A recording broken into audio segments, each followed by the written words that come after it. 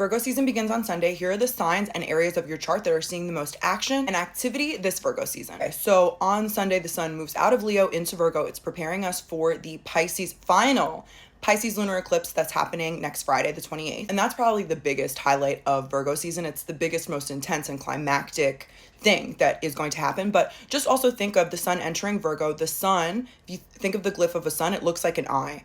And so wherever the sun is moving through your chart, it shows where there's a lot of focus and attention and activity. Look to see what house Virgo rules in your chart, because that or those areas of life are probably going to be a little bit more heightened. That Virgo area is really highlighted by the sun. Then the following week, or then on Friday, we're going to have that full moon lunar eclipse in the sign of Pisces. So that Pisces sector of your chart is really highlighted too. And this axis, we've been having eclipses on the Virgo-Pisces axis since September of 2024. Those areas of your life have gone through major beginnings and major endings, faded pivot points, just a lot of change and shakeups. And this is almost the end of those major stories of change. We're going to have one more eclipse on this axis of the Pisces Virgo eclipse saga, but it is still ongoing until February of next year. So look to see what house Pisces rules in your chart, and what's been going on in that area of your life, since 2024. There's another chapter, a major loud chapter, because this eclipse is going to be at almost 5 degrees of Pisces and square Uranus in Gemini. So mutable signs are really like the stars of the show this Virgo season. So if you have any planets between like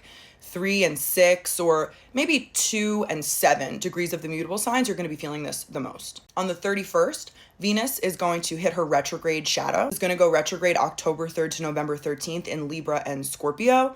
But she hits the degree in your chart that she's later going to return to in Libra on August 31st. And so even though some of the topics of the Venus retrograde have already begun to percolate in our lives, from August 31st to October 3rd, a really heightened foreshadowing period. So of what is going to be returned to and revised, and what we are going to need to change and reassess, and what's going to become more important during the Venus retrograde. So look to see what houses Libra and Scorpio, these are two major parts of your chart that are highlighted during Virgo season and beyond. But look to see what houses those represent in your chart, and those are the areas where your Venus retrograde story is going to begin to emerge. On the 10th of September, we have two major things.